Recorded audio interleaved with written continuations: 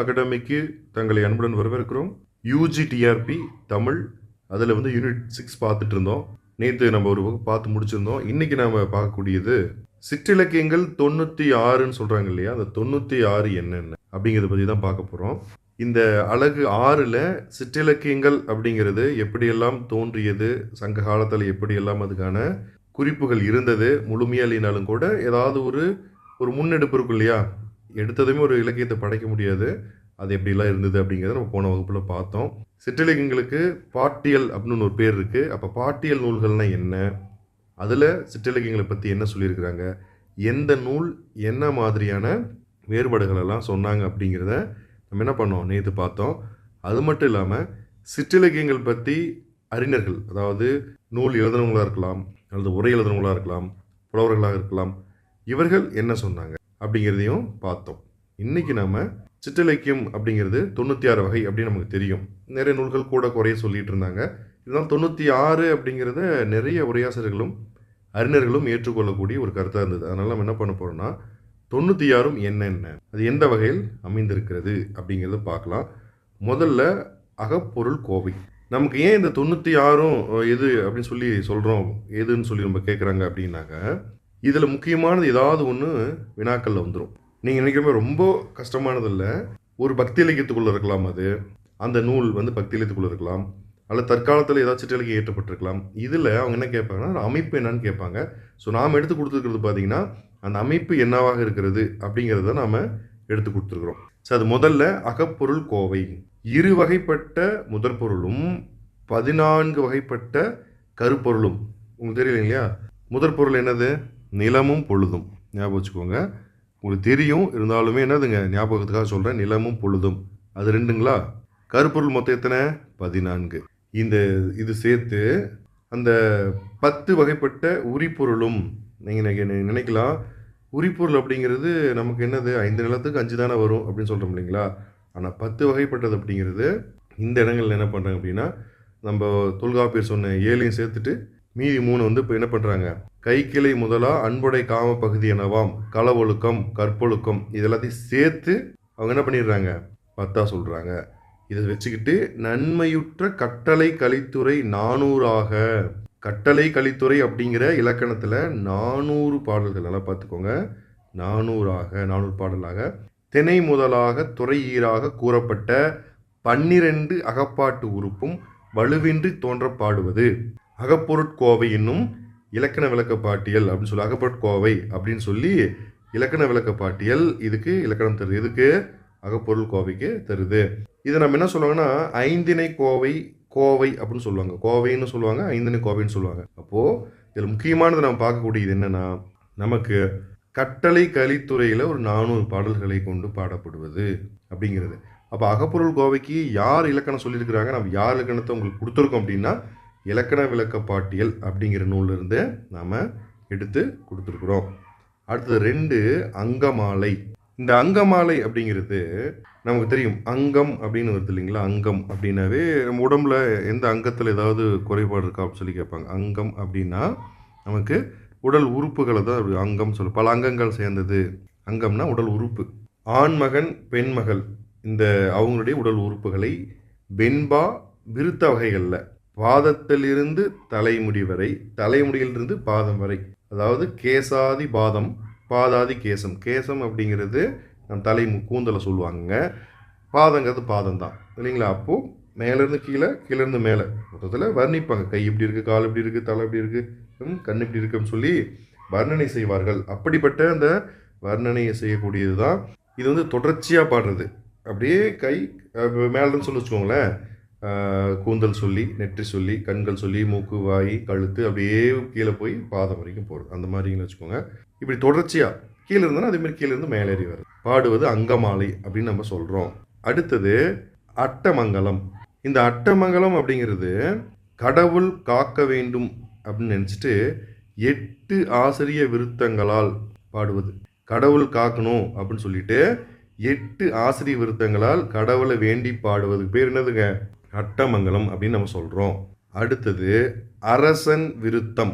4வது பார்த்தீங்கன்னா அரசன் விருத்தம். அரசனுடைய எழில், ஊரு, மலை, கடல், வால்மங்கலம், தின்தோல் மங்கலம், இதோட என்னதுங்க, இது எல்லாத்தையும் சேர்த்து வர்ணனையும் சேர்த்து பாடுறது. இந்த 6 உறுப்புகளையும் வச்சுக்கிட்டு வர்ணனையும் சேர்த்து பாடுறது கூடியது அரசன் விருத்தம் சொல்லுவாங்க.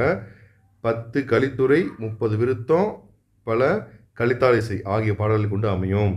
எப்படி இருக்குன்னா 10 கலித்துறை கொண்டு அமையும், இல்லை 30 விருத்தங்களாக அது இருக்கும், இல்லை அப்படின்னா பல கலித்தாலிசைகளாக இருக்கும். ஸோ இது வந்து இலக்கணங்க.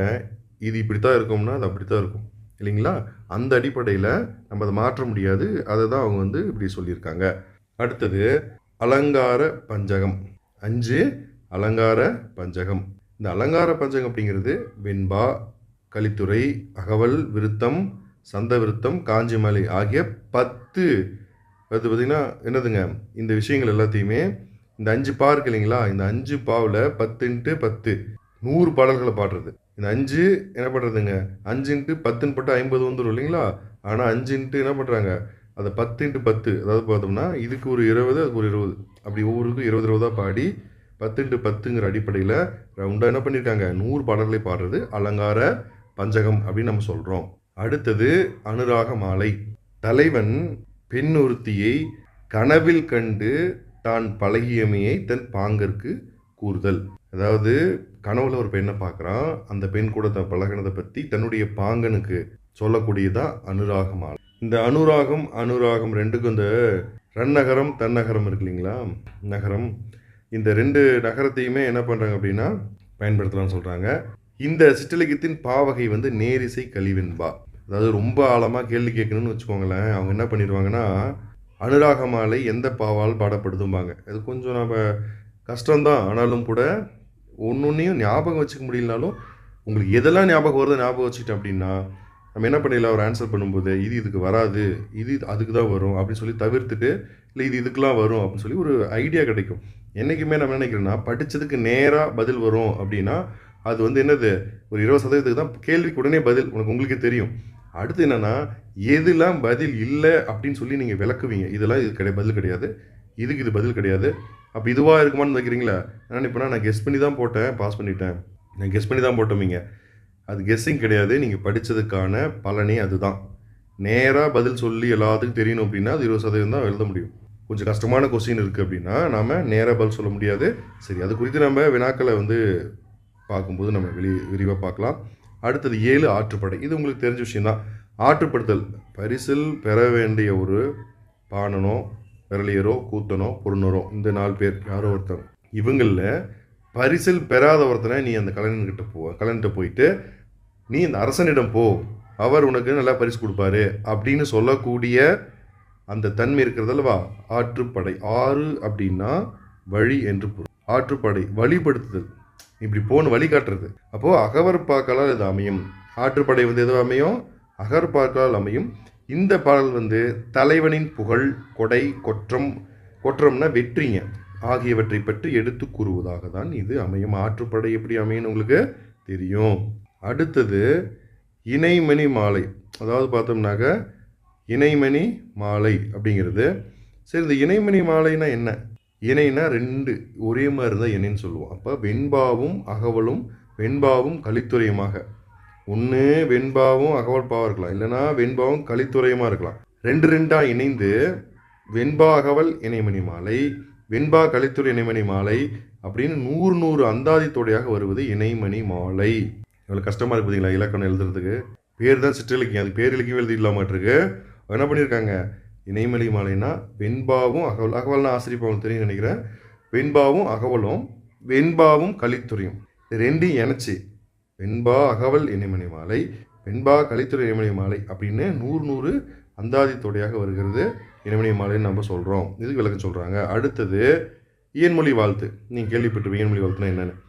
இந்த குடியில் பிறந்தவர்களுக்கெல்லாம் இந்த குணம் இயல்பானது, அவற்றை நீயும் இயல்பாக கொண்டிருக்கிறாய், இன்னொரு போல நீயும் இயல்பாக கொடையளிக்கிறாய் அப்படின்னு உயர்ந்தோன் ஒருவனை நம்ம வாழ்த்துற இல்லைங்களா, அப்படி வாழ்த்தி சொல்லுவது இயன்மொழி வாழ்த்து. சும்மா வாழ்த்துறது வாழ்த்து.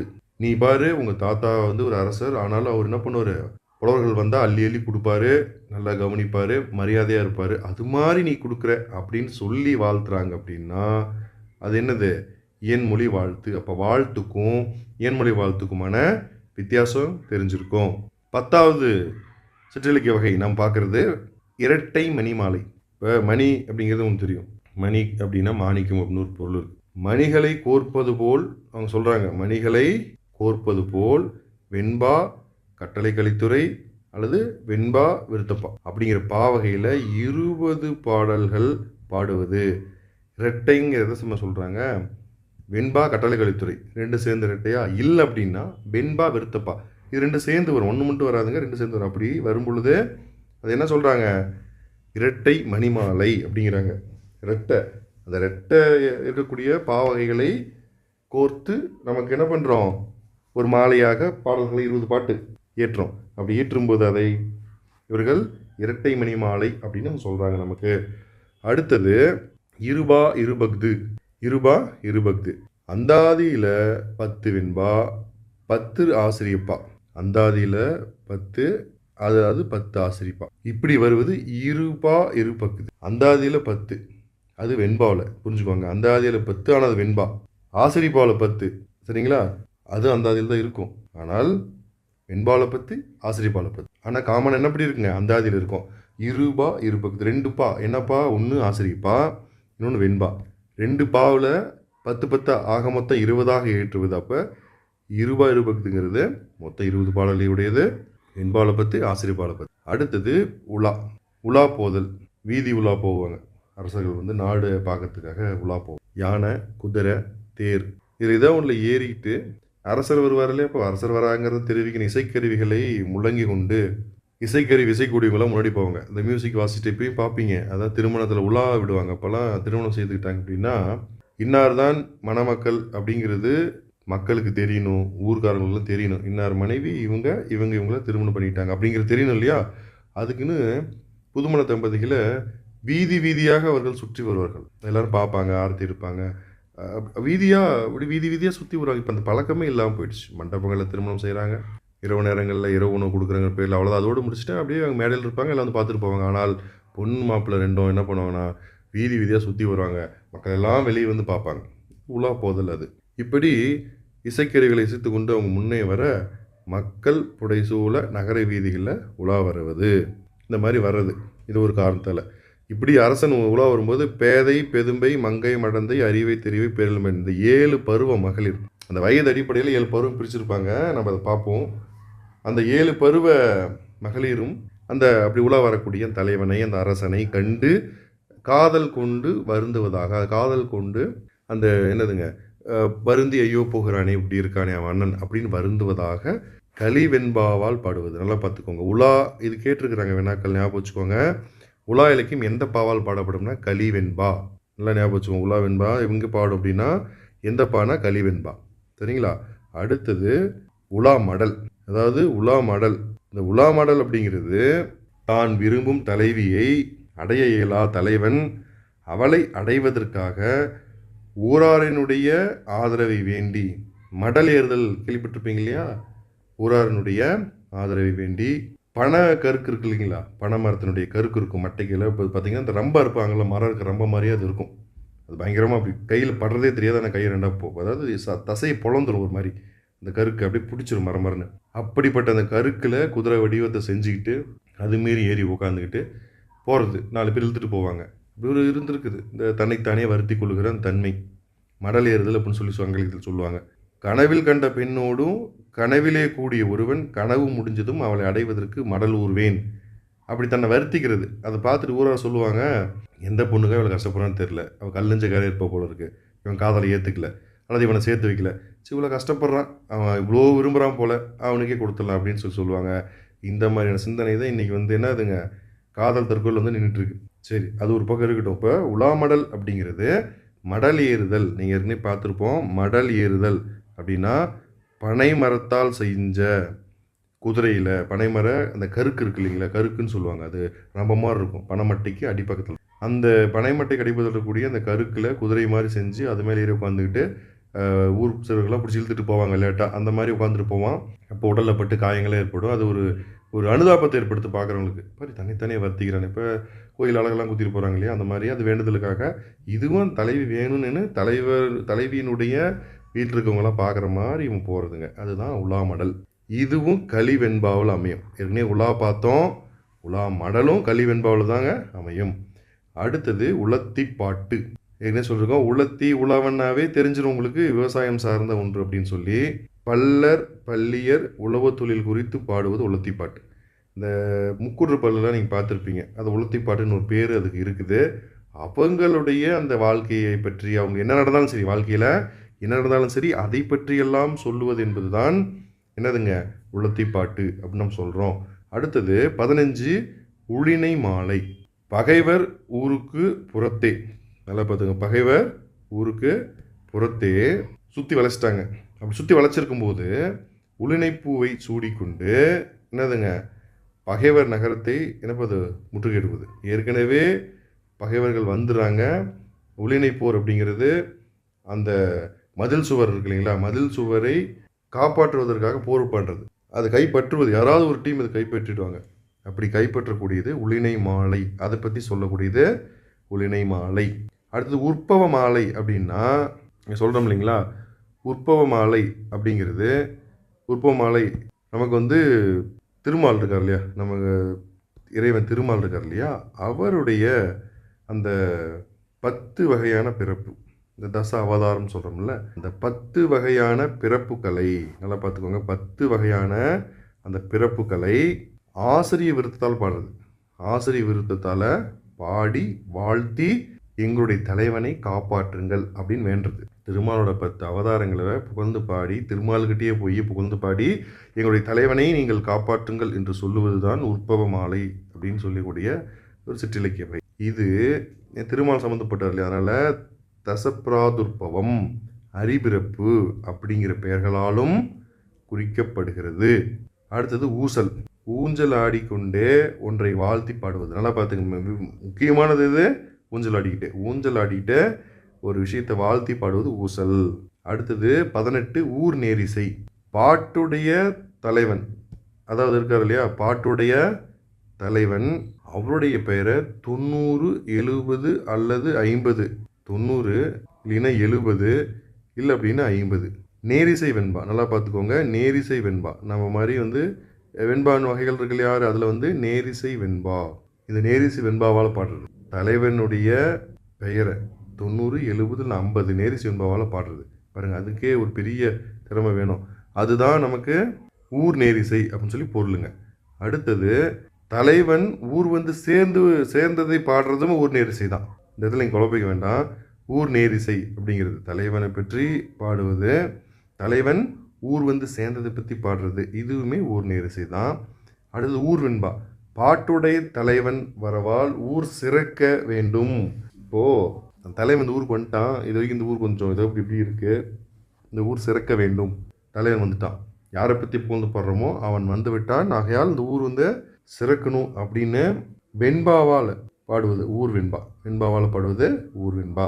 அடுத்தது என் செய்யுள் அப்படின்னு பேருங்க. ஒரு குறிப்பிட்ட எண்ணிக்கை கொண்ட பாடலை இறைவன் குடிகொண்டுள்ள அல்லது அரசன் வாழக்கூடிய அந்த ஊரின் பெயரை சொல்லி போல்வது என் செய்யுள். அப்படின்னா அது ஒரு இறைவனாக இருக்கலாம், அரசனாக இருக்கலாம், அவருடைய ஊரின் பெயரை சொல்லி புகழ்வது என் செய்யுள்.